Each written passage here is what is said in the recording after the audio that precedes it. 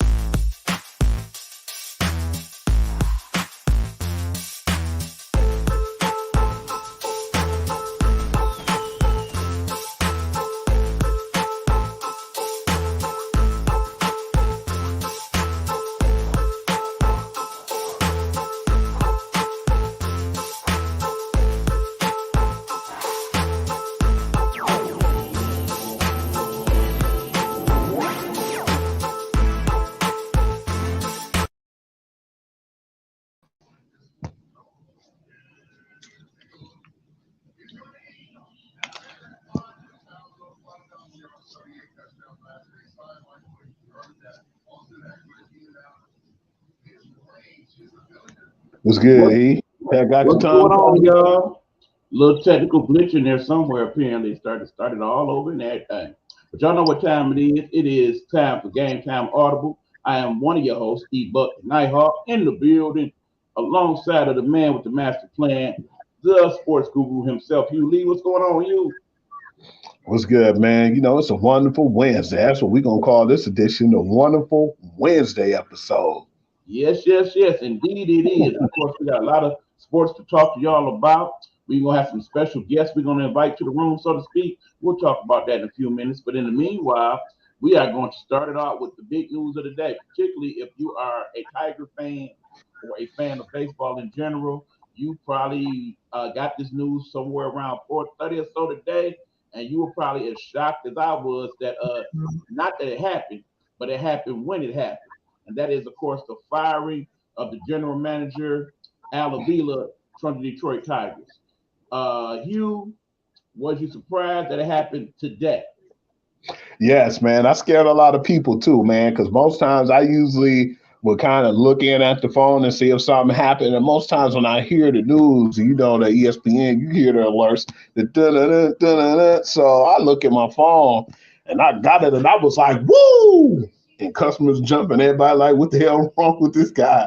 And when I showed one of the guys, because he had on like a tiger hat, I said, come here, you might want to see this. He saw it, a couple other people, man. It was like we won the Super Bowl, man. We were celebrating because you can't be doing what he did. How are you going to rebuild a team for 7 years, man?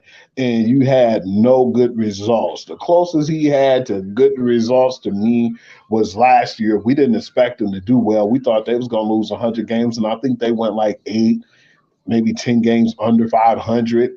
And that was with a team with as not as much talent as this team we have now. And it was just like a lot of bad luck, too, injury here, injuries there. But at the same time, they wasn't hitting real good, even when the pitching's been okay enough to win games. So, yeah, I feel like, man, after 7 years, man, I think they should have pulled the plug earlier, to be honest with you. So, yeah, I'm definitely not. I am surprised they did it today because I thought they was going to at least give him the rest of the season. But it was good because now they could get somebody who could set the foundation for next season. Absolutely. I mean, in the end, I felt like that move was definitely going to be made. I just expected it to be made like maybe the last week of the season or early Mm-hmm. into the playoffs, not now. And I think part of it is because he looked at the overall picture, the fact that you take Saturday, for instance, when we had the Lou Whitaker Day, and the place was packed. But then, of course, the following day, not so much. And of course, now that we on this game stand, if you watched the Tiger game last night, I just watched the highlights. But yeah, it was more Indian fans in the crowd than it was Tiger fans. That, as the owner, cannot make you happy. So I think that alone, just looking at where we've not progressed, the fact that you can look into the future ticket sales and probably see that wasn't nobody trying to come to the games the rest of the year. So yeah, he figured, okay, we already know this is gonna happen. Let's pull this trigger now.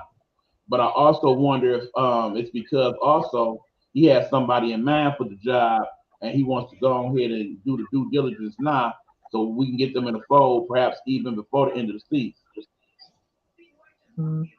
I would like that, man. You know, me and you talked about it too, and it was funny.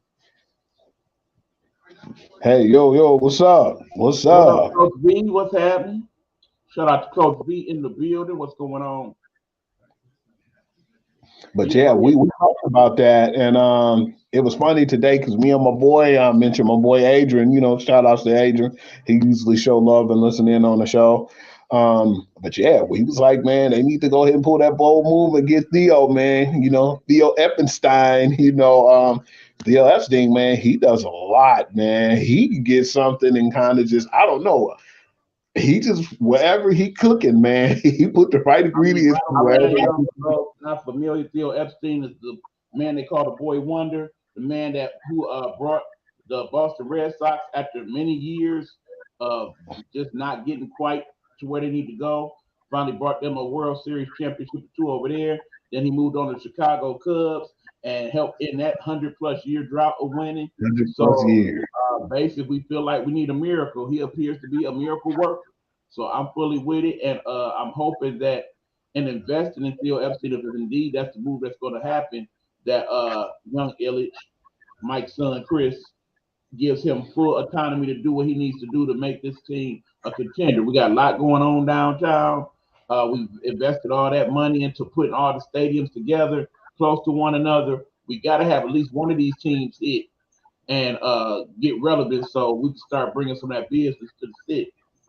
So I definitely want a bold move to be made, and that's the one I want made. Now, like I said, if you listen to the people when you made this decision about Avila, hopefully now you listen to the people and grab the GM if he is grabbable, by the way. He might price himself out the game, but if he is willing to take on the challenge, by all means, bring him on. But that being said, that's the big baseball news today. But we do want to get into some other baseball news throughout the MLB. Basically, I'm going to let Hugh start it off. He wanted to talk about a team in particular, and I'm going to tell him why I feel differently. Go ahead, Hugh.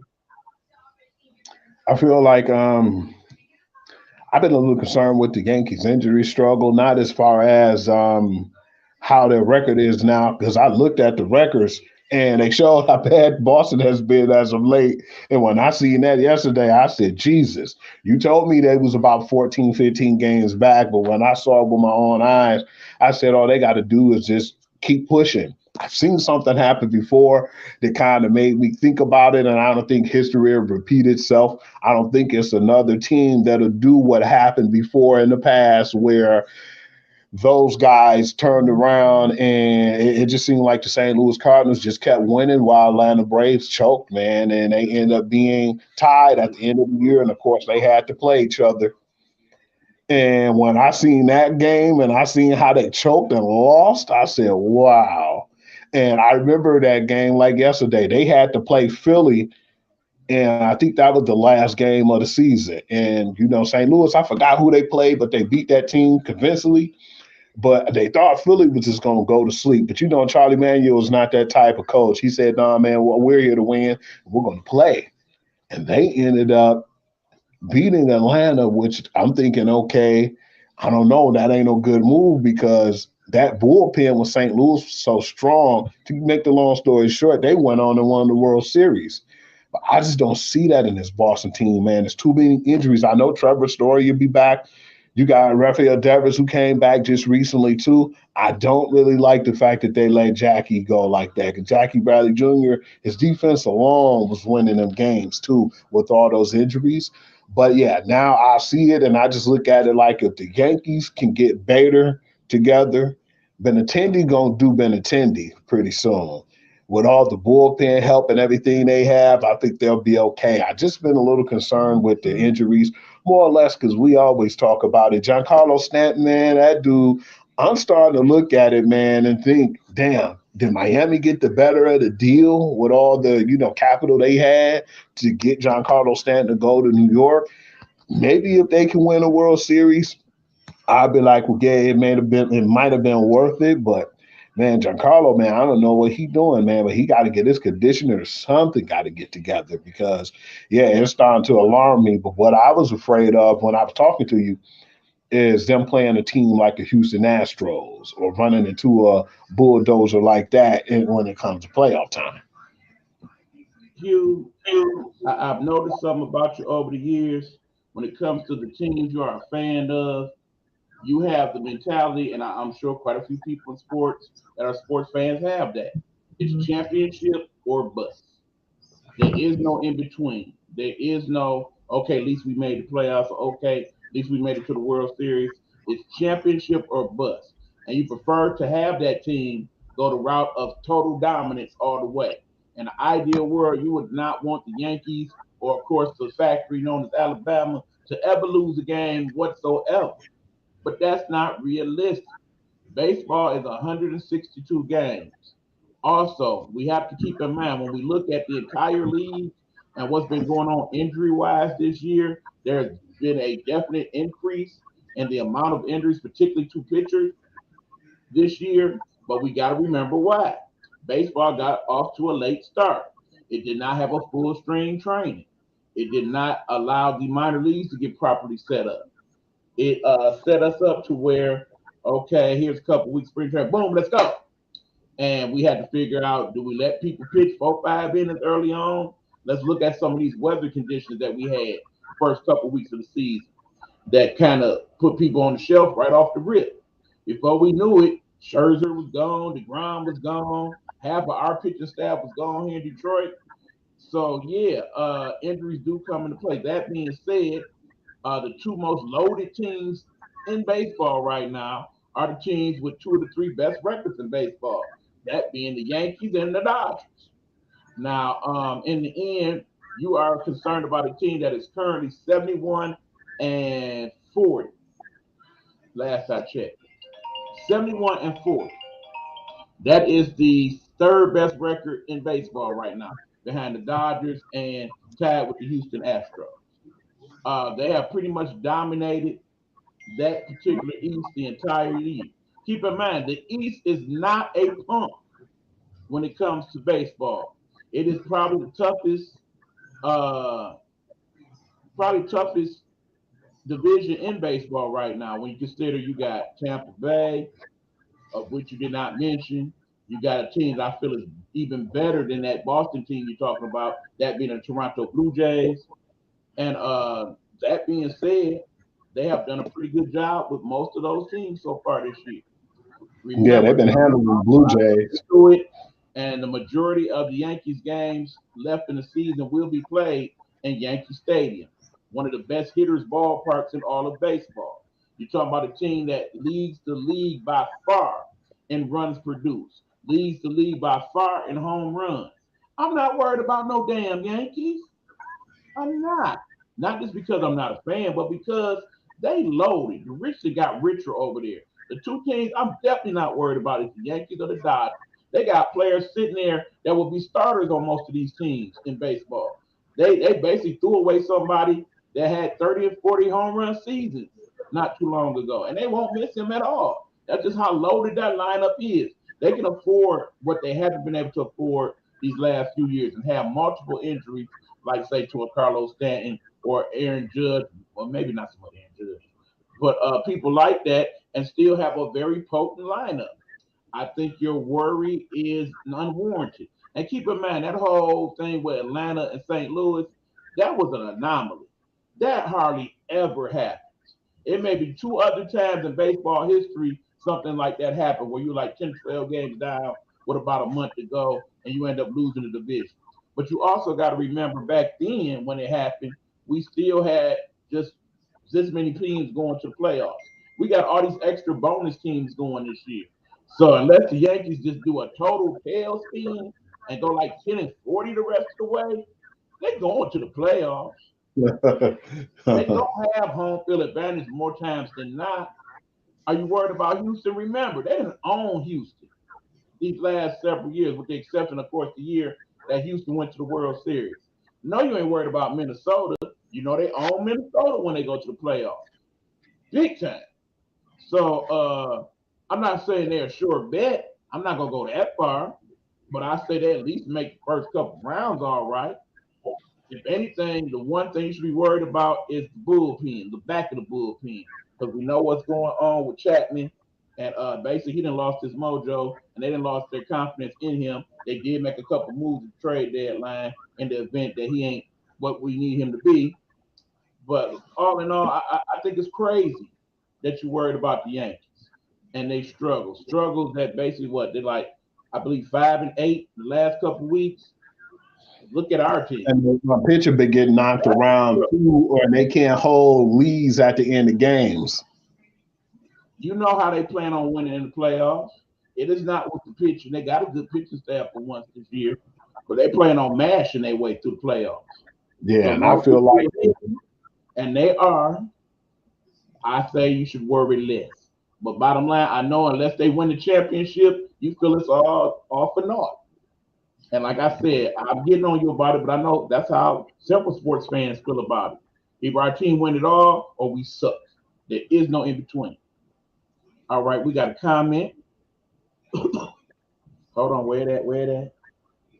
What up, though? What's going on there, Young Pride? Thank you for joining the show. We appreciate you checking in.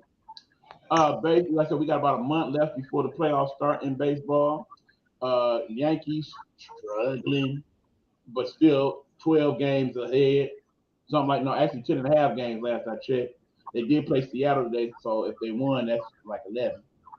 They lost. They did lose. Okay, so yeah, that's why he's looking at me like, whatever. You lead again. Again, Yankees making the playoffs. Relax.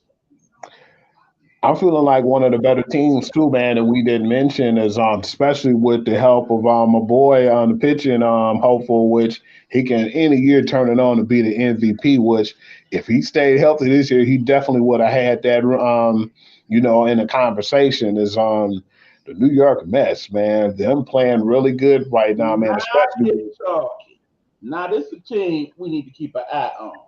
This is definitely the sleeper pick, folks.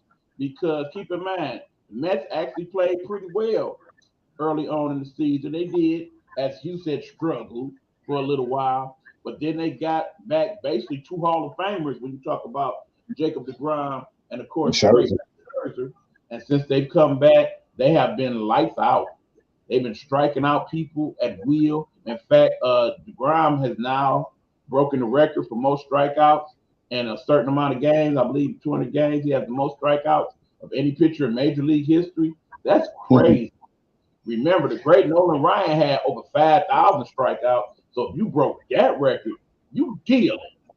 I missed DeGrom with the long hair, man, the long hippie hair of DeGrom, man. That's what I loved when him and Thor was pitching, man. I was disappointed that they didn't win that World Series, man. I was like, these dudes is like they had some good stuff out there. They had the long, crazy hair, man. Right. That's what pitching. Dark Knight doing his thing. Like Familiar was the closer. It seemed like they were set up to win, but they ain't quite got back there. But I think it's the best team that they had in quite some time. And then, of course, you got that big man mashing in the middle of the lineup, Alonso. That dude pretty much hit it out of any park in baseball with one hit. Pete Alonso was a monster. That Pete Alonso is a huge human being, okay? Yeah, I love to see him. I definitely say you got to keep an eye on him. And, of course, long and behold, you look up, and the world champs are starting to creep up there as well, the Atlanta Braves. Yeah, man. It's a really good game I saw the other day, man, between them. I forgot who they was playing. It was just the other day. But the game was close, and it was going back and forth, man. They'll go up a score. Then, they'll go down the score. But, yeah, it was a really good back and forth, man. And it just hurted me to see Robbie Grossman over there and see how well that team started to gel. But, yeah, it's like Atlanta, man, they always going to have that, pop in their lineup. And, yeah, man, and plus Ronald Acuna's back, Alves will be back. And it seems like when everybody come back and they be healthy, man, I think that they're definitely going to give it or make it another strong run. Right. And they actually brought up their number one prospect to play for the next 10 games since those guys on the injury list. So I'm interested to see what that person's going to do. They probably going to play him at second base and shortstop quite a bit. And he was hitting like 320 down in the minors with some nice power numbers. So Like I said, keep an eye on them and definitely keep an eye on the team that probably made most of the significant moves during the trade deadline. That would be the San Diego Padres. Yeah, because I watched some of that game last night. Yeah, your boy looked pretty happy over there. So I don't have to time, man. Hey, do you see when he be at the plate when he do that crazy strut before he go up to bat? Somebody go hit him, man, for doing that strut. But no, man, yeah, there's a lot of machismo in that locker room between him and Machado. You know what I'm saying? Oh man, when I was looking at the game yesterday too, dang, I forgot who Atlanta played, man. I'm feeling done right now, but yeah, it was pretty cool to hear them say that a lot of the people wasn't too happy about. It was Boston. That's who Atlanta played because I was just well to mention my boy. They didn't like the fact that Eric Hosmer left the way he did. He was one of the locker room leaders, and he basically kept that team in check, man. He'd call you out if you ain't do your job and just made sure that he basically led by example. So that was their leader, and he getting up there in age right now, too, even though he's still a young fella. I mean, basically, ever since he came on, in fact, when his partner in crime from KC, Moustakas, was over there as well, they definitely lend themselves to a whole different culture over there in San Diego. And hopefully now they'll continue that with Machado and Tatis Jr. and some of those guys. You still got Vault over there. I think he's playing first base. That's somebody you might want to keep an eye on in terms of leadership and what he brings to the table. But wait to Tatis back, man. Yeah, like I said, the American League is so, but I do believe the National League, that's going to be the part of the playoffs to really tune in. I think that's where you'll get a lot more of the good quality matchups. I think some of these first couple rounds in the American League might be, especially whoever's playing, whoever ends up winning the Central Division between Cleveland and the White Sox and Minnesota. That's all kind of like 2 games from each other right now.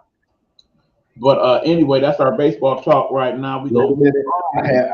I had one more, and you just go ahead. And you pushed me right into that one when you said those teams, man. What's going on with the White Sox shortstop, man? Tim Anderson. It was just weird to me because it was like an undisclosed injury to where he's out for 4 to 6 weeks.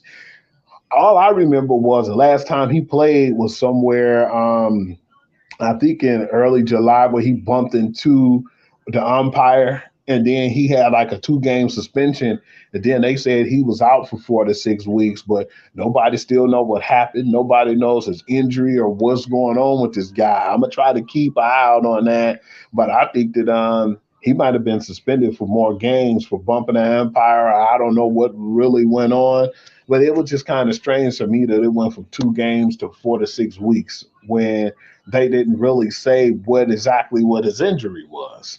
It's a foot injury, from my understanding, and in the end, without him in the lineup, we shouldn't even be talking about the White Sox. You see how badly they played them first few games of the season before he came back. Then he was the one that ignited everything. Then of course everybody else got hurt. Now you get Lynn and them back in the pitching rotation. He gets hurt. Chicago's done. It's them in Cleveland. It's Minnesota and Cleveland. Without Tim, they're done. 4 to 6 weeks, that's the rest of the season. Yeah, that might as well say that's the end of this White Sox discussion. Okay, we got to talk about your girl too now, man. We got the baseball talk out the way. We definitely want to start off with Avila, but Serena Williams, man, we definitely was talking about that as of late. We said, man, we don't know how long she's going to be playing, or if it's going to be a year or 2. We thought it wasn't going to be that long from now, and that was the biggest surprise of the week when I looked up and seen now that this young lady is about to retire from the sport, man, and she about to call it a quits, but she don't have nothing to prove anyway. But at the same time, it was just still a surprise to hear it, though. Like, we had to really understand and soak it in from all she's been for the tennis and the men's and women division, man, and what she's meant to that sport and how she's probably one of the best, hands down, athletes that we've seen in this time, in this generation. Okay. So, that is Hugh's call on that one. I do have a little stronger opinion than Hugh in regards to Serena. I kind of want to have a few minutes to break it down. But before I do that, I need to go to commercial break because when we come back, we are going to be joined simulcast wise by the Partying app, as we are going to attempt again to broadcast on multiple streams here in the room. So when we come back to Gametime Audible, I will be breaking down my thoughts on the great Serena Williams because I most definitely have to give her flowers. We also gonna follow that up with some WNBA talk as they are nearing the playoff run, and then of course we will go to our great new show up in the show. That would be what show you? What we talking about? Oh yeah, man. We're gonna talk about football, man. We got a little college that I sprinkled in too. I saw this news, wasn't happy at all. All right, so like I said, we got the Guru session. That is not what it's called, Hugh.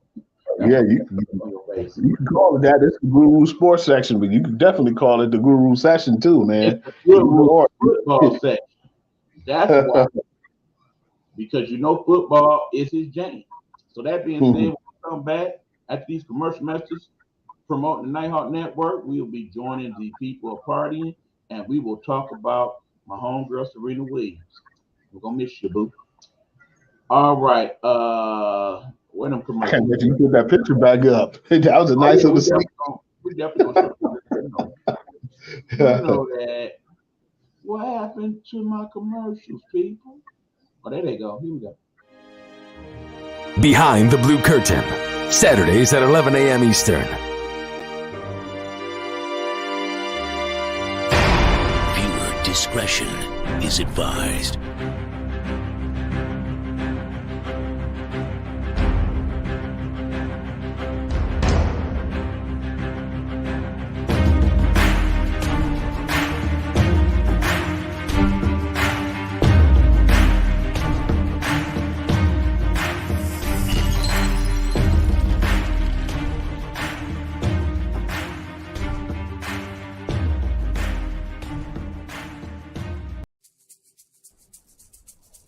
This is Get Off My Lawn Live.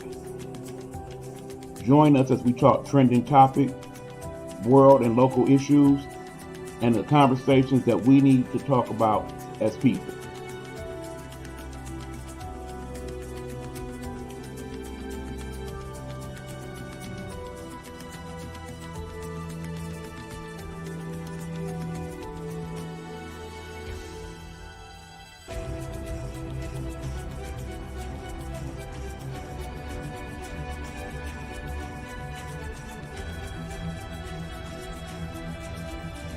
Get Off My Lawn Live is a Nighthawk Network presentation. Hello, hello, hello. It's another glorious day, my tea sippers, and you know what time it is. I hope you have all of your comforts together because it's time to dish tea. And you're dishing tea, darlings, with Big Meat. Can't wait. It's time to dish tea with Big Meat. It's time to dish tea with Big Meat. It's time to dish tea with Big Meat. It's time to dish tea with Big Meat. Darling.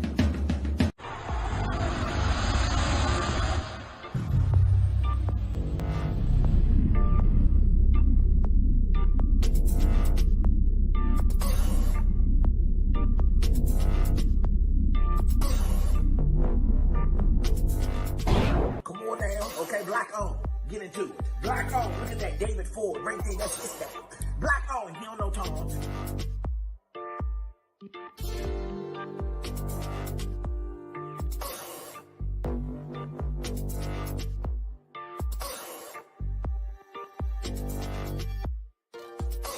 Look at that. David Ford. That's his thing. He don't know Tom. Yeah.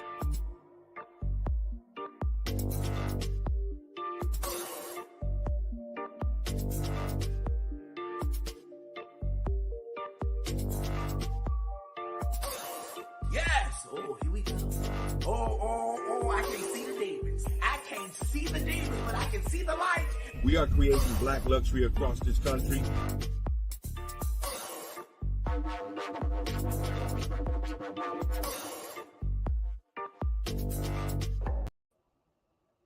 All right. We are back. This is Gametime Audible. I am your boy E Buck, the Nighthawk. Eric Buck in the building. We also have my man, sports guru Hugh Lee, in the house. When we left off last, we were talking about the greatness that is Serena Williams. Hugh gave some of his remarks in regards to that. I definitely want to have a few minutes to expound upon what he said and talk about the greatness that is not only Serena, but her sister Venus as well. As we basically now know that as of yesterday, Serena announced that she is not exactly retiring. She's calling it evolving from tennis. But we've all figured that for all intents and purposes, this will be her last year playing tennis, and that the U.S. Open will be the last Grand Slam that she's going to participate in. Just to know what type of impact that she's had on the game, just look at what's happened today. If you check that good old StubHub or your ticket selling outlets, the tickets for the U.S. Open have doubled or even tripled in value in just 24 hours, and they are selling like hotcakes. Particularly if you are looking to buy a ticket in center court, because with this being her last great hurrah, the people want to see it. The tennis fans are clamoring for one last great run from Serena Williams, and they are paying top dollar in New York to go to Flushing and check out what she got going on. That gives you just an idea of how much she has meant to the sport over the years. Remember, this young lady started professionally, I believe, at the age of 15 years old, and did sporadic tournaments before she became pro in the age of 18. Won her first Grand Slam title at 19 years old. At that point in time, she looked a little something like this with her big sis Venus. Love that picture of them and they young prime. Before they put on their muscle mask. Remember, there was a lot of talk about their appearance back at those times with them constantly rocking the bobos and the beads and whatnot. People felt, some people, even people of color, felt like that was not necessarily a good look. But basically, they were representing who they are. Two African American women who were proud to not only be Americans, but proud to be Black Americans as well. Serena Williams has done quite well in the world of tennis. She's made over $100 million, but she has done quite well in the eyes of us, the viewer, I feel as well. She is by far one of the most gifted athletes to ever pick up a tennis racket, either male or female, in my opinion. She is the GOAT. Not only in terms of her tennis play, I mean, she's even a fashion icon of tennis wear. Tennis wear has not been the same since the Williams sisters have come on the scene, as I'm showing a picture of one of her many outfits. Yeah, I see you over there. You got a nice little grin on your face, so you liked it, that one, huh? And then, of course, she also took her tennis play and used it to become a mogul, used it to become a model. There's her modeling one of those nice swimsuits there. Yeah, looking real good and saucy. Guy, he with the big grin on his face. But there is her, one of her first Wimbledon title, one of, I believe, 8 that she has won, even more than her sister. But the great thing that I like about them, for as well, they have represented the world of tennis. They have done an even better job of representing us as people. Because whenever you see them, for the most part, they are jovial, well-spoken, very knowledgeable of the game, very knowledgeable just in general. They have expanded their brands to do, like I said, fashion, modeling. They got a little acting in a couple places. Of course, at this point, the options are endless for Serena, but she says her primary focus is going to be on working on extending her family once she shuts it down. And I really admire that, because I imagine that's something she's wanted to do for quite some time, but because she's a tennis player and the window is not always so big, she kind of put it aside. Then, of course, remember, she had the health issues as well. As you recall, that her and her sister at different points in their career had serious health issues, to where we thought they was going to have to wrap it up. But they moved on and moved forward, moved past the thing, and went on to still be champions, still win titles. I think the biggest thing that we got to keep in mind with Serena and Venus was the equality they brought to the world of tennis, particularly for the champion, to where now in all the major titles, whether they be the Wimbledons, the French Opens, or whatnot, every woman's purse is similar or very close to that of the men for the championship. So I think that was very good that they brought credence to that and they made people realize that, yeah, we bring just as many people to the yard as the men do, in some cases even more. Because as I said, today the tickets are off the hook in New York. And yeah, you will pretty much see in the next week or two when they start that tournament, it ain't going to be an empty seat in the house. And of course, if this is the last go round, you think about all of Serena's famous celebrity friends. I'm sure you'll see quite a bit of them over there in New York checking her out. You got any final thoughts before I move on? Man, I'm gonna tell you, man. When we first talked about this, and I was telling you that we want to put this on the show and make sure that we give her flowers. Most times, I can say a player or anyone, and I could basically say what they did within one breath. Man, I actually look at her accolades, and I never thought that I said it. It was like I got tired. I'm gonna tell you what happened when we were on when you was on the show yesterday, and I wanted to talk about that. I was like, let me start looking at her accolades, man, see what she did in her accomplishments, man. Reading her stuff, man, and how much she won, I fell asleep, man. You have to This, realize there was that point in time in tennis where pretty much any major tournament was either going to be won by Venus or Serena. And oftentimes they would find themselves in the finals against each other. They dominated the sport like no two athletes who are related have ever done. And I think they never will for that matter. no, that'd never be duplicated. For basically the last 2 decades, they have been the face of tennis. Even as their male counterparts have been winning many titles between your boy Nadal and of course Federer and the Joker. And between them, they've won the most titles of any of the men of all time. You got Venus and Serena doing that thing. And who knows if Serena had not been in tennis, how many titles that her sister would have won as a result of that. How many times that her sister's presence stopped her from winning even more. Mm-hmm. Because they won a lot of accomplishments are endless. You got the Grand Slam titles, the gold medals, the doubles championships, the mixed doubles championships. It goes on and on. The Australian Open, French Opens, dog. Right. Everything. One time person of the year at one point. She's been the athlete of the year in Sports Illustrated. I mean, just many, many accolades for somebody who earned them all. And I am so very proud to have seen her in her prime and even beyond her prime. I'm looking very forward to what she has to do in her future. And now we, of course, await to see if her sister Venus is going to make a similar announcement. I'm pretty sure we'll hear something about that sometime by the end of the week. If not then, I think they're both actually scheduled to play in the U.S. Open in the next week or two. So I'm sure they'll talk to her about it at that point. Because ideally, I would really love to see them both go out in the sunset together. I would like to see that too, man. I feel like they did so much for the sport, and it's cool too to know that because as we get up in age, to know that she was the oldest player to win a Grand Slam, and to hold Olympic gold simultaneously.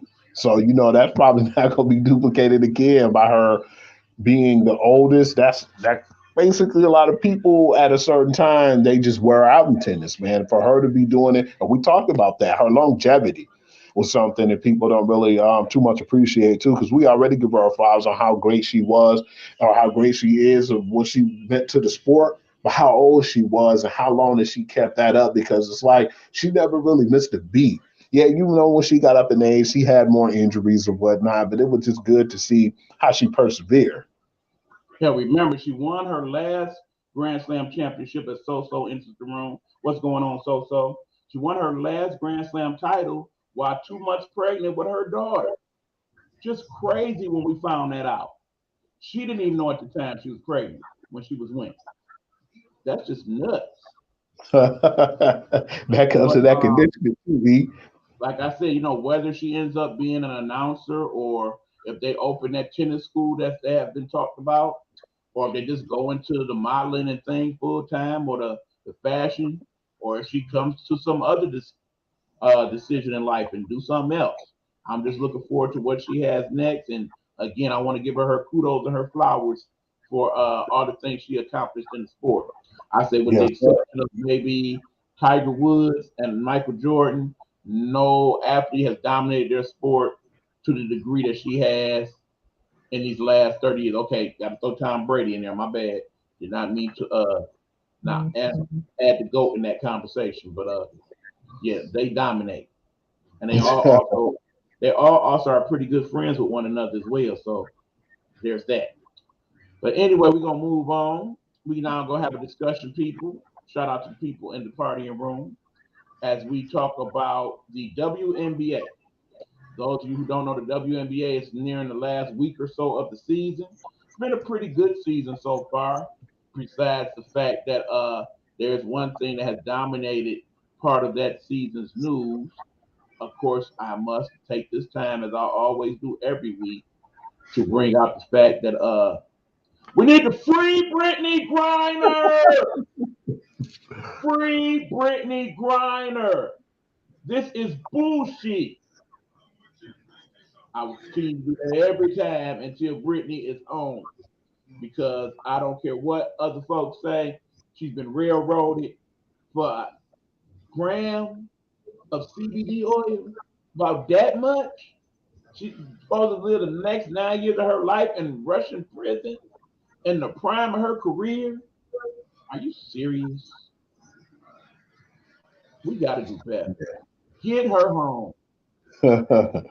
Hopefully that can be something they range and range. If Brittany is released and free between now and next Wednesday, we will definitely be starting out the show with that. I have so I thought Diana Taurasi was going to retire this year. If she is, it's not looking too good. No, Diana has been asked about it, especially since her good friend, we're going to talk about in a minute, one Sue Bird, is retiring this season after 21 remarkable years in the WNBA. But no, she says she is going to continue on. I said, hell, she might as well after what happened. She said she's not even really had that discussion for another year or two even. She feels that good about her health. Because that threw a monkey wrench in the playoffs too, man. Her getting hurt. Yep, and of course, you got to keep an eye on that. But of course, the Mercury not really looking to be a big factor in what goes on in the playoffs. The four teams that you will probably be looking into seeing as champion in the WNBA will either be the Chicago Sky, the current WNBA champions, the team with the best record in the league right now, the Las Vegas Aces, who I said from day one, Hugh, is definitely making the finals.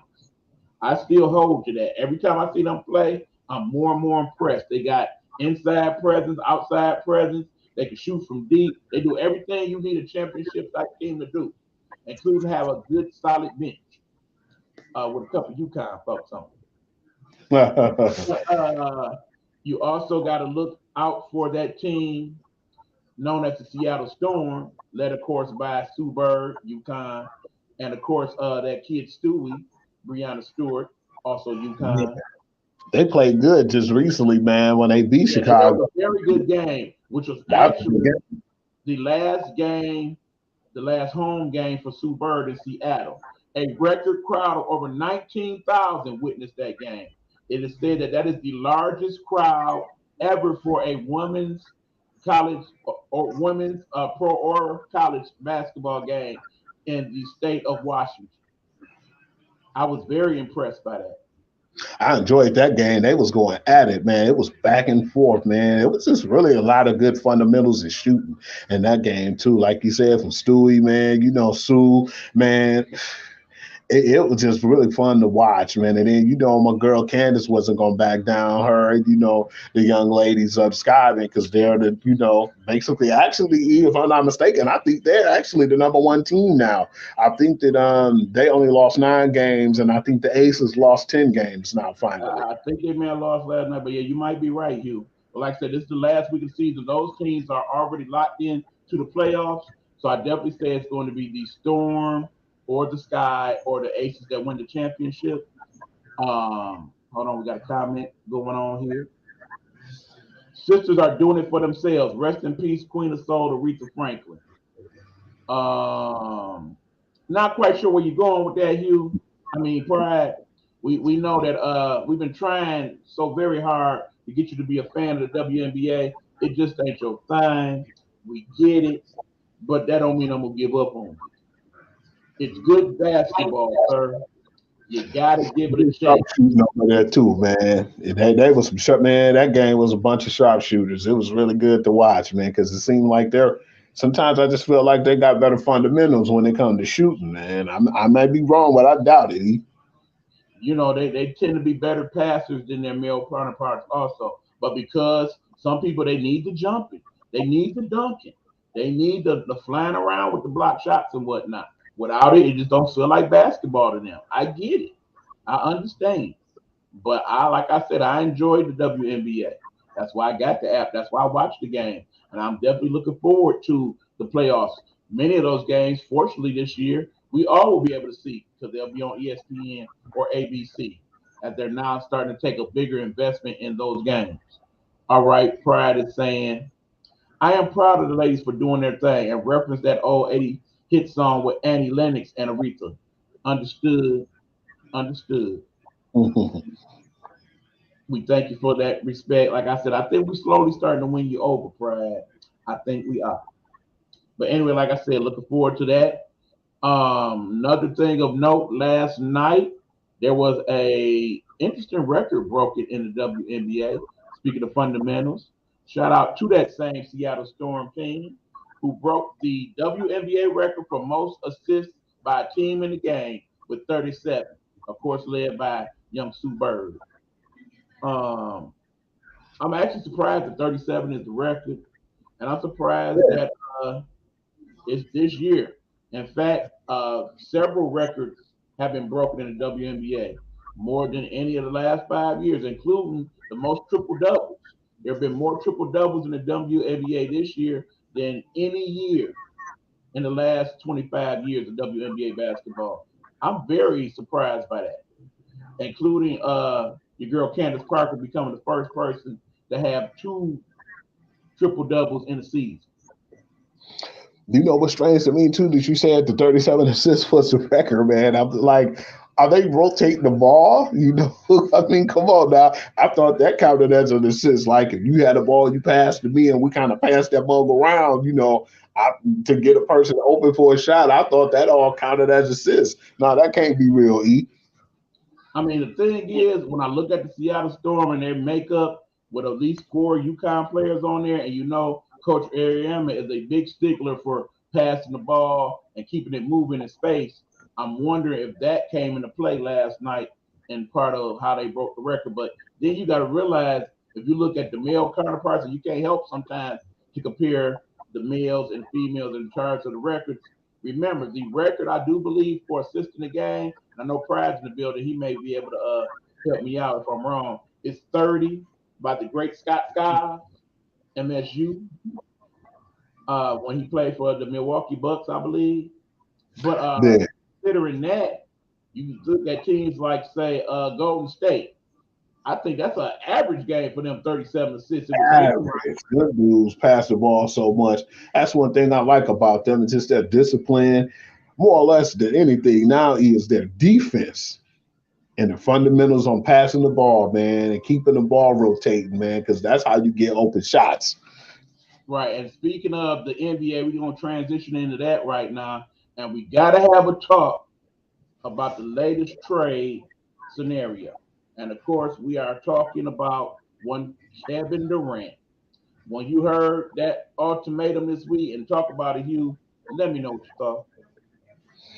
I didn't really too much care for that, man. And it's like, I understand, you know, NBA players are taking matters in their own hand now, but damn, he talked to the owner and he said, check this out, man. You need to get rid of that personnel. He want your boy Steve Nash gone.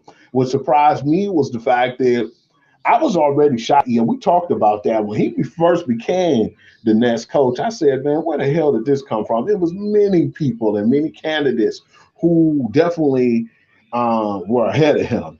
So to see that he got that job, I said, man, I don't know what's going on with that, and I don't like it at all. But at the time, it seemed like Kevin Durant was cool with it. So now what's wrong now?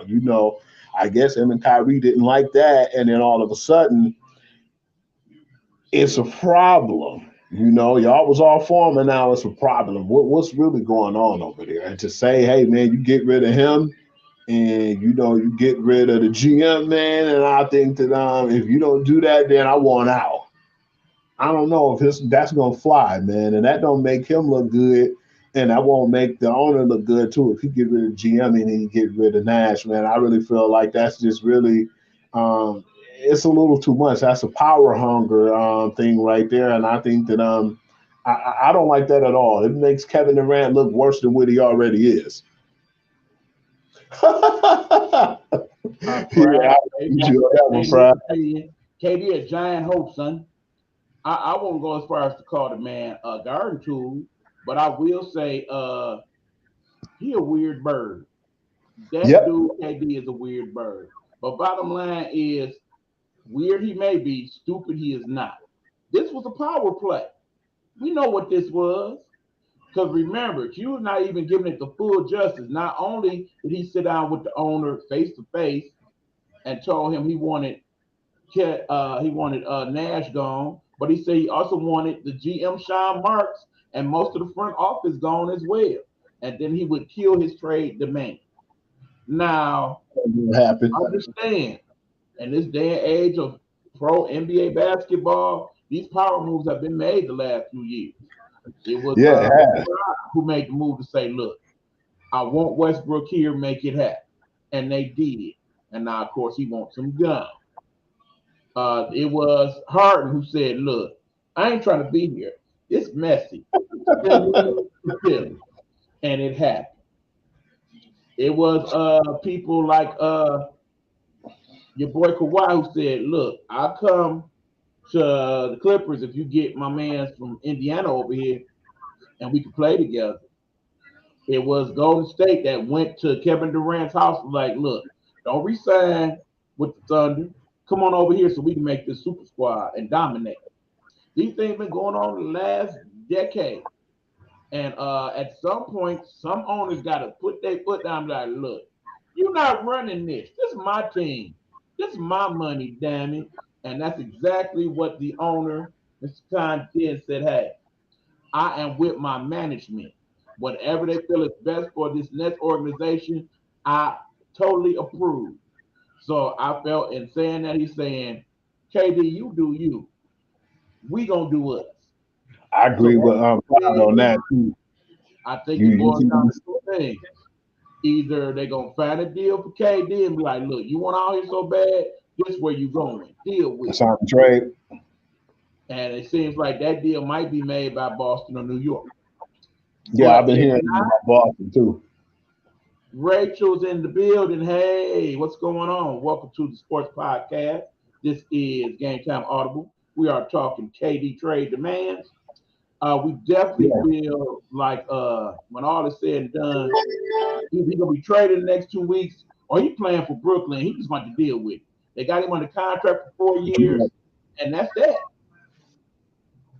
Pride, that man's a legend, though, man. Riley ain't gonna take none of that crap from nobody, man. So I'm definitely glad that he do that too, man. Because when he get a team, man, they are fundamentally sound and they, play hard. But yeah, I don't think that he'll definitely play no crap like that. That's not going over with him.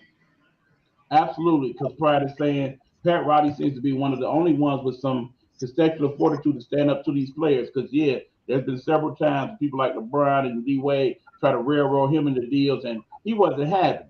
But keep in mind, that's Pat Riley.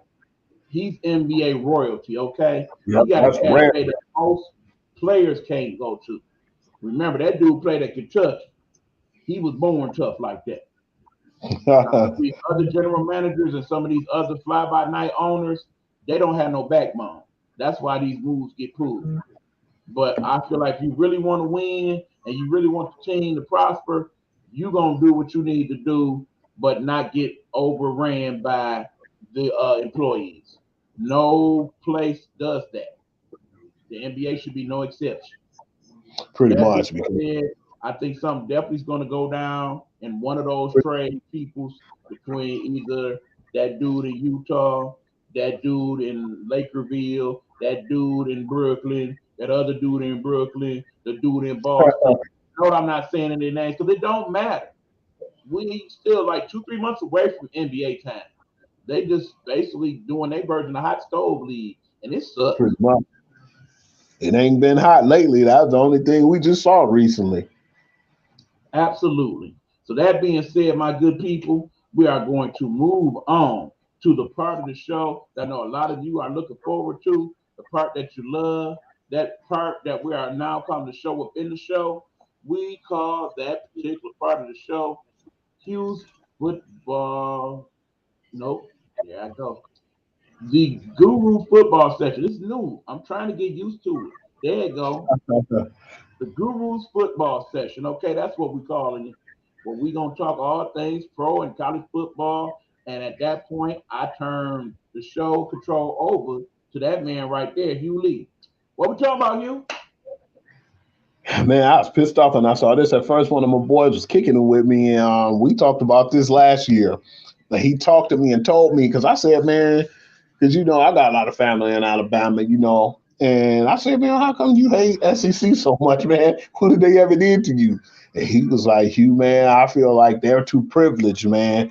And I just don't feel like they get treated fairly amongst other people as far as when it comes to college football. And I said, okay, explain that. And he was like, man, I still feel like they're trying to take over. They already have their network. And I said, yeah, but, Big Ten got their network too. He was like, but Hugh, man, I think they're trying to sabotage, the Michigan Wolverines and their ESPN contract because they don't want them on there. I said, oh, no, man, that sounds crazy, man. I said, nah, I can't agree with you on that. I said, if I'm wrong, I tell you I'm wrong, and I go up to you to your face. I said, that's one of the hardest things for a dude to do is walk up to you and tell you that they're wrong. It's like we got a lot of pride, no pun intended, but at the same time, to see that happen, I said, damn. I had to go up to Zach today, and I said, Zach, man, when I'm wrong, and I definitely think I'm wrong on this one. ESPN pulled out the Big Ten media rights, and they turned down the Big Ten offer of 7 years, $380 million. What the hell is going on there, man? I'm still confused. Explain to me. Okay, this is a power play, Hugh. Come on, man. Do you honestly think ESPN is going to have seasons of college football and not show any Big Ten games? Some of their highest ratings have been from games like Michigan, Ohio State, or Michigan State, Ohio State, or Iowa and Ohio State at the championship game a couple years ago. There's no way that there will not be some type of deal, especially now that they have two of the more prominent college programs in the country coming through with USC and UCLA, and the biggest market not named New York or Boston in the country. Do you honestly believe that ESPN is not going to do that? They just playing with the price point. That's all. Yeah, that's what I thought it was. Do and wait to see what it was a power play. I definitely thought it was a power play. I'm thinking they want something crazy like a record-breaking deal, like a 500 to 600 million, something crazy like that. I don't know if we're going to budge, though, man, because I feel like they already was trying to manipulate, and they wanted an all-SEC on ESPN, and it's coming from a dude who, I'm a Bama fan, but I didn't like this, man, and I really thought I felt like this was it was a disgrace. Understand. I'm not going to say yes, but it's a good part of the southern portion of these United States. But we talk about the biggest television markets in the country. We talk about Rutgers coming out of New York. We talking about Michigan here in Michigan, one of the top 10 states in the country. We talking about Chicago with Illinois. We talking about California with USC and UCLA. Do you honestly think they're gonna let that go? They just renegotiating the contract. I It's found a out smart move. UCLA. Now here's your move. They will have a deal. They Mhm. will have a deal.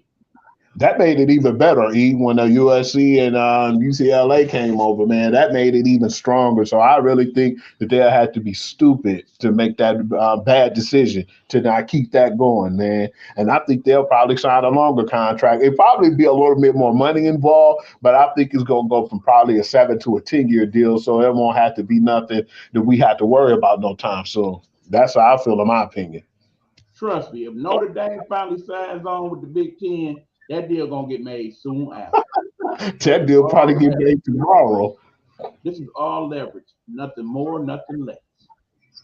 But that being said, what else you got for us, Hugh? I want to know if you checked out or seen any of the Lions on the Hard Knocks yesterday. It premiered yesterday at 10 o'clock. I understand I'm a Detroit Lions fan. I should have a vested interest in the Hard Knocks, but I do not. I would say out of any of the seasons of Hard Knocks, where basically at some point it said that every NFL team will do a season. The only real season I had any vested interest in was when the Raiders were on Hard Knocks a few years ago, dealing with the whole Antonio Brown thing. That was a whole drama and action-packed season of Hard Knocks. That was interesting. I think this season with the Lions, not so much. You're gonna get pretty much what you got last night. I seen some of the highlights when you get our coach pretty much showing his passion and I love you guys. And I'm not crazy. I promise you, I'm not crazy. But if you go with the plan, man, we'll get there. And some of the rah rah guys that we got on the squad and what have you. But no, in the end, people not really checking for the Lions. So I think the normal people that are football fanatics will watch Hard Knocks this year. The Lions fans will watch Hard Knocks. Basic person A, I don't care. What I like about it, and I want to chime in on it, is the fact that a lot of my boys was on there, man. You know, we older, E. That's when I seen this Hard Knock, and I said, damn, we really getting up there in age, man. I love seeing Deuce Staley. I love seeing Aaron Glenn, Mark Brunell, Aubrey Price, and a lot of people probably don't know who that name is, man. He was over there coaching the defensive backs over there with the Los Angeles Rams. I mean, Jalen gonna do Jalen, and he's great in his own way, but it was Queen Gemini coming into the room. What up? What up? But yeah, it was good to see all those guys and to see a lot of our old boys, our receiver coach, Antoine Randall. It was just cool to see a lot of those guys, man. And it's definitely, like I said, to make me feel like I'm up in age, man. But I feel like with that being said, as much as I liked the fact that they got them a Hard Knock, I feel like Hard Knock is just as bad as the Madden Curse, man. Let's be honest. I want you to tell me right now, I might be wrong, how many teams on Hard Knock made it to the playoffs at least? Well, you got to consider that most teams end up having that option of being like, okay, you done did it already, so you accept it. But if you ain't been on here yet, you're going to have to sign up. And basically the playoff teams be like, I don't want that distraction in my locker rooms from day to day. I don't want no parts of this. Or they'll be like, look, I already did my year. Leave me alone. So it came down to the bottom seeders. And in the end, we was the lucky punks. So yeah, when it comes to Hard Knocks, that's usually not a recipe for success over the years. I have a question for you, E. I wanted to monkey wrench you and throw this in with it too. They're going to do the season Hard Knocks again. They're doing basically the training camp with the Lions, and I think that that's where it should have been. They got to earn their respect to get a season one. Even though I felt like the Colts disappointed with the season one and they lost and when they choked against the Jacksonville Jaguars. But what team is going to be on the season this year? It's going to be pretty interesting. What team might that be? Kyler Murray and D-Hop. Oh, wow. Yeah, that could get very interesting indeed. Now, I mean, keep in mind, there are definitely a few teams that I'm curious about how they season goes. Of course, you already know my thoughts on preseason, but then going into our conversation earlier, thinking about how the lack of extended spring training has affected baseball this year, I kind of got to give, preseason a little bit more credit than that. even though it does seem like every year, and it's already starting to happen, we had that one or two people that do the preseason and end up getting hurt and be out for the year and throw a whole team in jeopardy. We saw that happen big time in Baltimore last year, where basically anything close to running back end up getting hurt, and they wasn't the right team after that.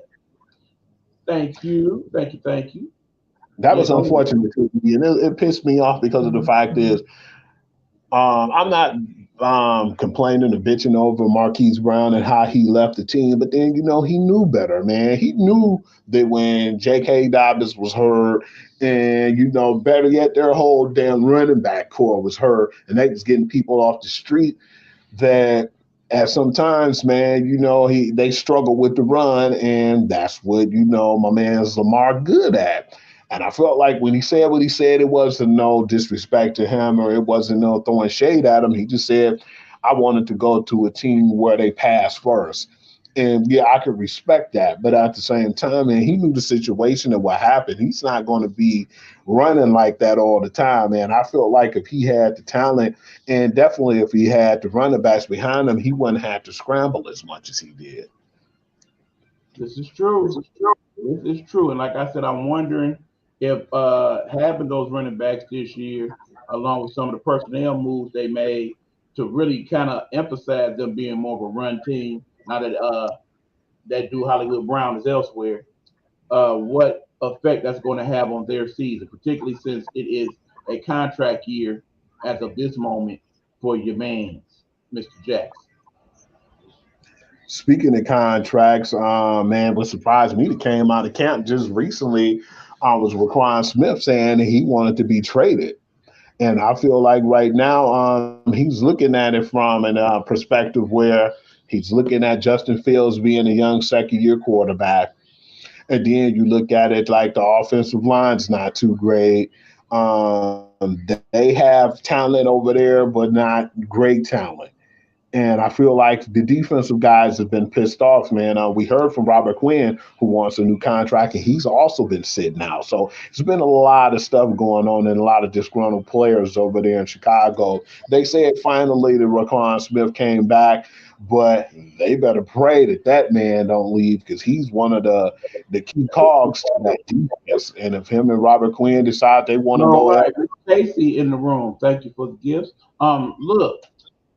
It's like this. When you're a veteran and you've seen different operations and different people coach things, you start to see things from a whole nother perspective.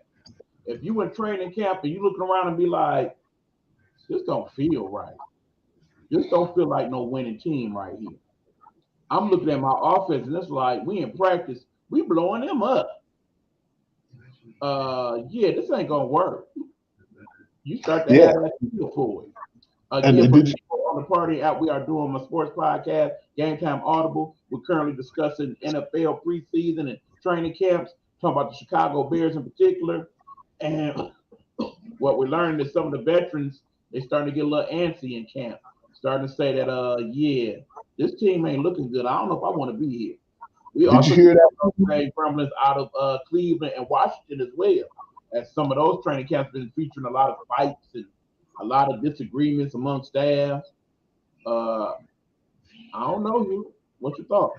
That's funny too, because that's exactly what Raquan Smith said yesterday. That's why I was like, damn, did you read the article? What he said? He said he basically told Ian Rappaport that I'm not really feeling the environment, the culture here, and I don't think that the culture is really to the point to where we're in a position to succeed. And I feel like, as much as I love being in Chicago and love my Chicago, fans, I don't think that we have enough here for us to succeed, and I don't see the culture changing. And that's when he said he wanted out.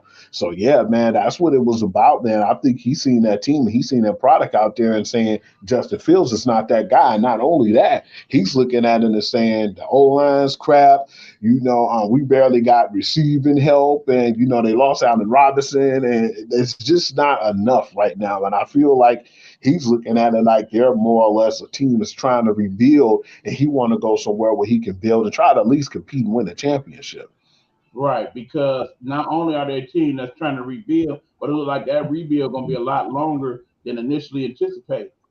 I mean, keep in mind, everybody kind of had a hope of optimism when it looked like Aaron Rodgers was thinking about not coming back to Green Bay. That kind of made the North wide open at that point.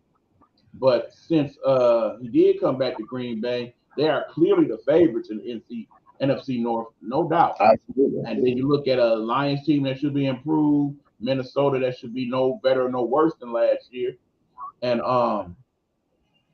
it just looked like they bottom of the barrel. And don't look like they're going to be out of it no time soon. So, yeah, if you see the ship is sinking, you want to get off that boat.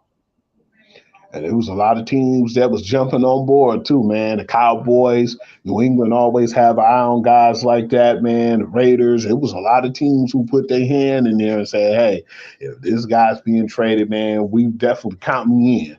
You know, they want to definitely. We could use a linebacker like Raquan Smith. Our linebacker, I still don't have no great confidence in going into the season, especially since we're doing retreads like Jared Davis. Yeah, man. Did you hear the news too that came out today? What surprised the hell out of me? It might not really too much surprise me if I heard it, you know, a little earlier in the week. But they're saying that Deshaun Watson will start the preseason game coming up. That should come as no surprise. That's the ideal move. You want to do that for two reasons. One, you done paid that dude $230 million. You got to see what you got. You got to see, okay, was this the right decision? Is all this going to be in his head? Everything's nice and fresh right now. So if he can look past that and have a decent preseason game, that's going to be good. Two, you want to put him a little bit closer to this end on the side of the court of public opinion. I think as Cleveland fans, you see that dude have a good couple first quarters, you say, okay, well, yeah, I understand now why they paid that money. We'll ride it out. You know, as long as that dude be good, we down. He definitely better than Baker. That is what you're trying to establish with starting him. And not to mention the fact that if for some reason he get hurt, you probably wasn't going to pay half the season no way. So he got time to work it out and heal. I'm pretty sure they will probably start him for the second preseason game also. Because he had 6 games, man. You know, they wanted his head. They wanted more than that, man. And you know what's funny to me is it seems like everybody just throw their head in here and they say something crazy, man. What's surprising to me just recently, I was on Facebook and I kind of glanced and seen what was going on. And when I seen what happened, it was a little disturbing to me. More people were talking about the whole process of what was going on with my man Deshaun Watson right now and what he was going through. It was another person who should keep his damn mouth shut, unfortunately. He's one of the guys that's close to my heart, too. So that's why it kicked me in the stomach a little bit when I heard this. I said, man, why are you talking? You know, you're the pot and you are the one who shouldn't even be opening your mouth right now. Remember I told you Ben said what he said. Absolutely. I got a for you, man, because you got to hear this one. Well, okay, we got Natural Woman checking back into the broadcast. Good evening, sis. How are you? Welcome to Gametime Audible. We are still talking football. What you got, Hugh? Okay, you ready? The independent arbitrator 6-game suspension ruling is frankly an embarrassment for the NFL and for the guys with that many sexual assaults. Take a guess, man. E, when I tell you it's getting crazier by the minute, guess who the hell said that? Who the hell said that, Hugh? Mr. Robert Kraft, of all people. Robert Kraft, who in recent years was accused of sexual misconduct of his own. So for him to have the audacity to come out and speak on this subject, crazy. Again, shout out to all people joining us here in the room that is partying. Thank you all for the gifts, appreciation. Yeah, I mean, between him and Roethlisberger, and I believe there's one more person that spoke out that basically was not completely clean in his career as well. Why are these people choosing to speak out on Deshaun Watson? And I actually want to know why we have not heard more from him himself. Have they purposely kind of put a gag order on him to not really talk about it? Keep in mind, he has said from day one, I did not do anything wrong. He has continued that, even though he has paid many of these lawsuits off. But he has consistently said that, no, I have not done what they're accusing me of doing. Clearly, he's Yeah. not doing something. I just want him to say something too, man. I think it's more or less like this, E. They like, man, if you don't say nothing, it might not hurt your image, but if you say something, it can hurt your image even more. So that's why when you said that about the gag order, I believe that that's something that possibly might be the case, because him opening his mouth right now, he could say the wrong thing that can hurt him and even mess up his rep even more. So I think that's why he's quiet right now. And the best thing for him to do is just keep his mouth shut and just play football, man, and try to put a squeaky clean image out there on the football field. And I don't think that's going to save him. But at the same time, with all the allegations and everything, man, and like a lot of them were scrapped. But I still feel like people looked at it like the misconduct and just the distraction alone is starting to get old and tired. But yeah, it's just funny to me when I hear people who done wrong in the past and will basically come out and, throw backlash at them. And like I said, man, why is it that Mr. Kraft is the owner and Robert Kraft basically didn't get no backlash? He didn't have to get no fines. His team didn't get fined any draft picks or anything, or he wasn't even suspended. It was just a slap on the wrist. But when it's the athletes, man, they're the ones who usually be in trouble. But when the owners do it, it's like, man, they can get away with murder. Bottom line, the league is run by who? Roger Goodell, correct? Yeah. Who's his boss? The owners, unfortunately. Enough said. And who's one of the biggest owners in NFL, by the way? That would be Roger Kraft. Yep, him and the boy Jerry Jones, they run the NFL, unfortunately. Them and the Fords, for that matter. Don't forget about the Fords. They got quite stock in the NFL as being one of the older owners in the league. So yeah, bottom line, I'm ready to move on myself. I really am. Deshaun, don't do it no more. Come out, play good football. Winning will heal a lot of the problem. Man, did you hear about the Jets offensive tackle, Mekhi Beckham? He out again with an ACL injury. I don't care. That's my response. The Jets, they ain't going no damn where. But the bad part about it all is, man, this man's career might be over, because guess how many preseason games he played in? During the preseason, we have one of these stories about somebody that just can't seem to stay healthy, that end up retiring early because of that bad ACL or the excessive headaches or what have you. That's this dude.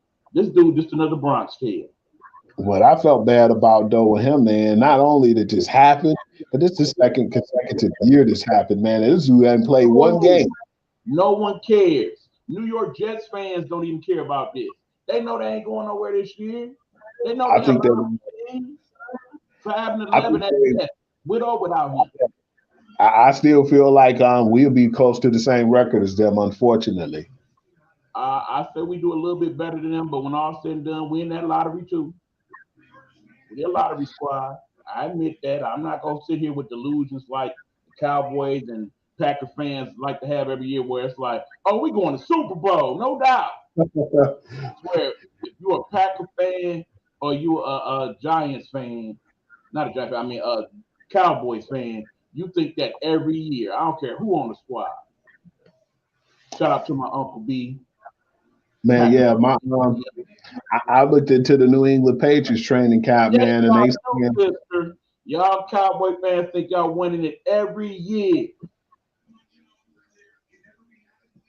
Yeah, go ahead, Hugh. Just address the people in the party. You got Cowboy fans in the house. Yeah, you had to address. I had to bring it up. Yeah, the Patriots was struggling to adapt to the new offense that they put out there and implemented after, so long with Josh McDaniels. I definitely feel like when they changed it, it wasn't really a bad move. Hold on, Hugh. I definitely want to get into that, but I got to address this comment. The Panthers are going to the Super Bowl. Queen Gemini. Seriously, sister? The Panthers? with Baker. You should see the look on U's face right now. The crazy part is I was just about to talk about that too. We're going to talk about that first. You know what? That was our first audible, of the year. We're called Audible. This is Gametime Audible. Why not? We're going to audible this one, E. This is what I was going to tell you. Go on and talk about the Panthers. It's a quarterback battle between Baker Mayfield and Sam Darnold, and nobody separated themselves right now. So he, like we talked about last week, it's a possibility that the Baker might not even be the starter. So all that they went through to get him, you mean to tell me they in camp, been there for weeks now, and they have determined that one Sam Darnold, who for all intents and purposes is a number one pick, and Baker Mayfield, who was the number one pick, are playing, and they about even. Ain't no big differential. I mean, you figure on the one hand, Darnold's got the size and what have you, but Baker has the experience, and he's had the better tools to work with. I honestly feel like it probably don't matter who they put as starting quarterback. Sorry, Queen Gemini, but them Panthers ain't going nowhere, boo.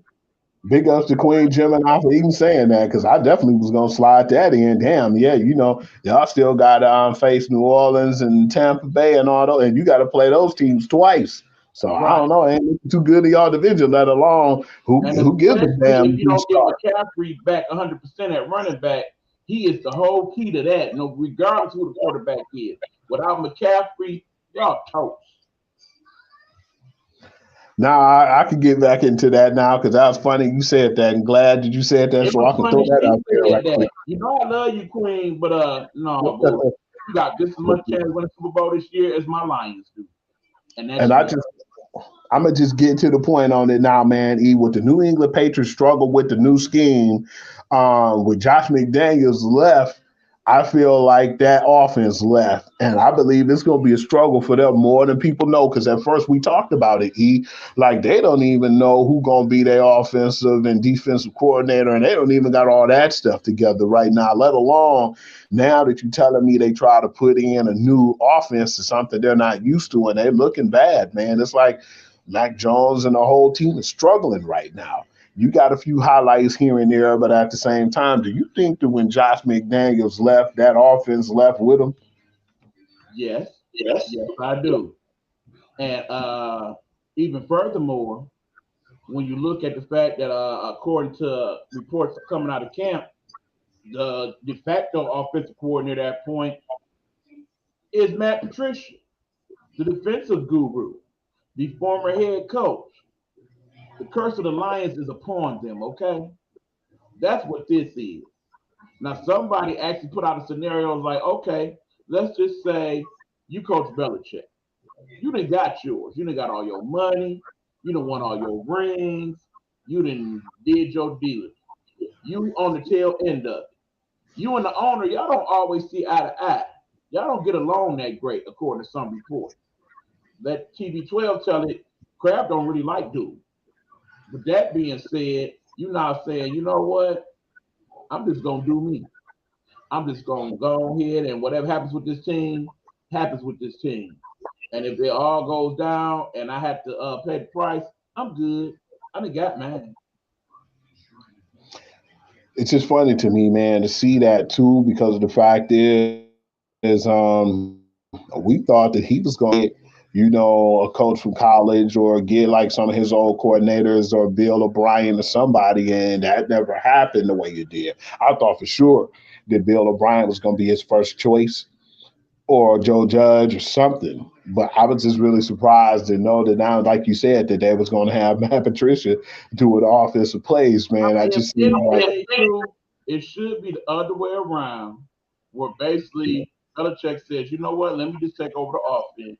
I got enough of the crew to make this work, and you take over the defense because that's what you used to do, and go about it that way.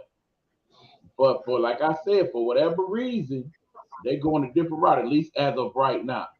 Belichick being the GOAT as far as coaches go, I know he's not going to leave it like this. He can't. Definitely interested, and I think we'll be more determined on that, and we'll probably talk about a little more when the first preseason game come on, which is tomorrow. I want to see what happened before I even start making my judgments. But yeah, I definitely want to see if they can click, because this is like you either gonna stick with it or you gonna scrap it now, because this is getting too close to the season for them to make a bad decision right now to keep going with the offense is not working. All right. Like you said, it's basically the real first week of preseason games. What are you looking toward in terms of this first week of preseason games? I'm just looking for some of the offenses, to come out there and put their plays Shout out in. to And Grandma in the building. What's going on, Grandma? Thanks for checking in.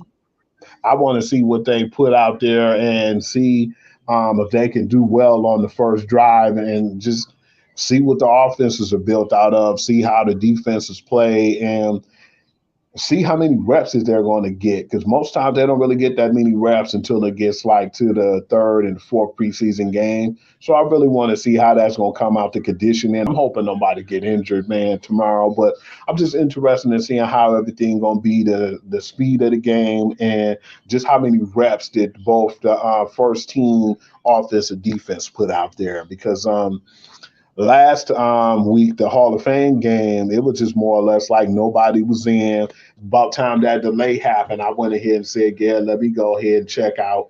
But this week is going to be a little faster pace, and this is going to be a little bit more exciting to see, because it's like the closer it's getting to these preseason games, the closer we get into the season. So, yeah, I'm going to be interested in looking in on some of the games to chime in, because I don't know if NFL Red Zone do the preseasons, but yeah, I still got the NFL Network, so I'm gonna chime in on some of the games and see who does what. But we already know preseason most times don't mean nothing, because we was world beaters in the preseason before with the Lions, and then didn't win the game. And that's part of why to this day I don't care so much about the preseason.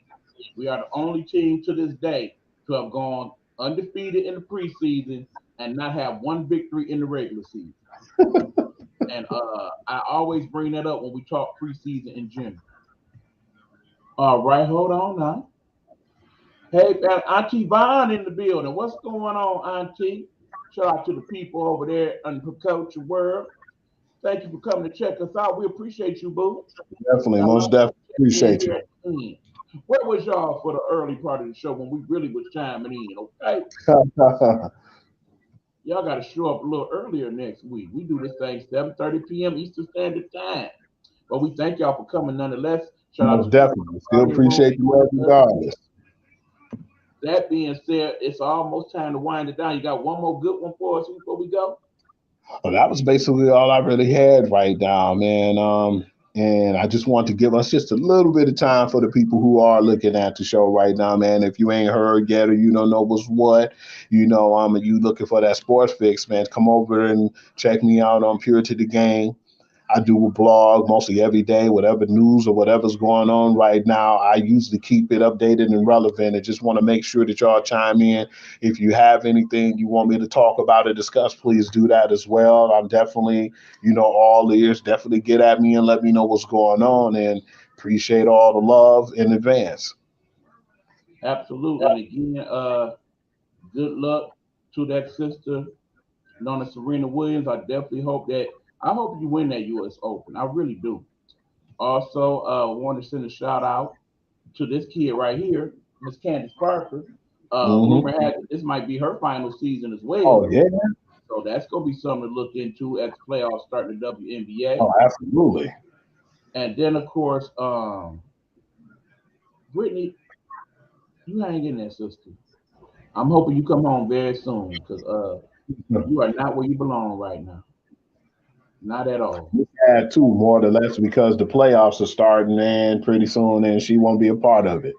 Right, but I'd love to see by the time the WNBA finals happen that she is in the building and she gets that big standing ovation that she will be well deserving thereof when that happens. Hopefully that does happen this season. Yeah. But nonetheless, that's pretty much what we got going on this week for the sports show known as Gametime Audible. I thank you, Hugh, as always, for being a part of the show and holding us down. Also, thank you in the YouTube universe, Facebook universe that tune into the show. I know some of y'all just pop in and out, but it's okay. As long as you can check out a few minutes of the show, we do appreciate you. And do know that your comments are welcome. By all means, if you just want to pop in, say hey, or pop in and ask a quick question, that's what we're here for. We hope that we can gain an audience here on the party and platform. I see we kind of was in and out today in terms of the room, but we all getting started there. We'll see how that go. I enjoy being a part of the program in terms of that particular platform. That being said, we about to shut it down here. Oh, yeah, I just found out something else too, man. They gonna do the field. They about to do the Field of Dreams again, but this time it ain't gonna be in the minor leagues. They gonna do it in the major leagues. You ever seen that yet in baseball? Yeah, actually, that game is tomorrow, I believe. Man, I actually think that's pretty cool. I seen it in the minor leagues, and I'm like, man, these dudes actually got cornfields out here. Yeah, so basically, for those of you not familiar, the Field of Dreams game, which apparently they are looking to make an annual game now, which they should in the league, and they have them play out in a cornfield out in Iowa. They basically empty out part of the cornfield, make a baseball field out of it, similar to what they did in the actual movie Field of Dreams. They usually have enough seats for about a couple thousand people, and they put the lights out there, and they move in all the trucks and equipment, and for that one time each year, they're going to play the game, and it's just going to be something different and cool and unique. Keep in mind, last year, I did check out that game between the White Sox and the Yankees. I loved it, of course, because it did have ended on that last home run in the ninth. That was pretty cool. Yeah, I hope they continue that. That'll be a good tradition. Yeah, I agree. With that being said, y'all, we about to head up out of here. Again, shout out to all the people. Y'all be safe, be blessed. We will catch you guys next week on Wednesday for Gametime Audible Sports Podcast. We appreciate y'all. Okay, hold on, Hugh. As always, I got to track down the clothes. And I'm sorry, Buck Beast, but I actually meant to play this. This will eventually be the new theme music for Gametime Audible. I don't even think I played this for my partner in crime yet, but we created this yesterday, and now here is that beat. Check it out. Let us know what you think.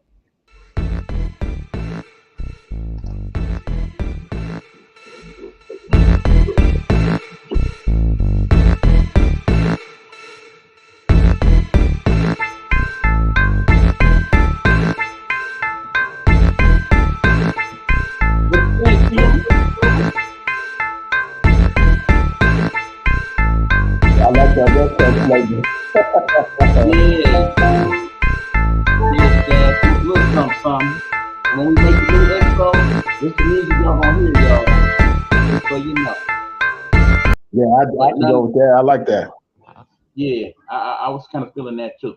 So anyway, you will catch that probably the next couple of weeks when we get that together. But in the meanwhile, we're gonna have the standard close for us. So now you can throw the fingers up, Hugh, as I find our ending theme music here. Hold on, Hugh.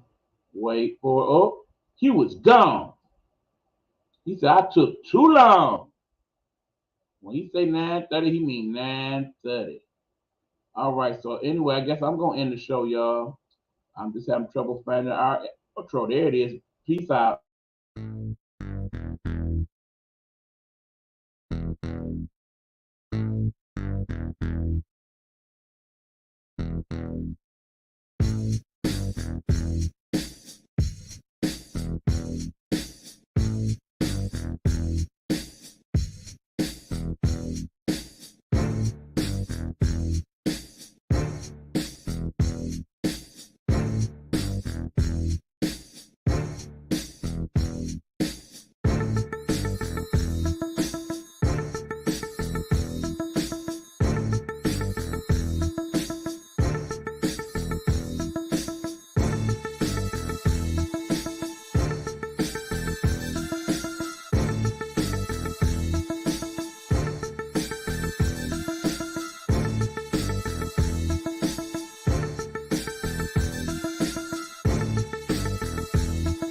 Gametime Audible is a Nighthawk Network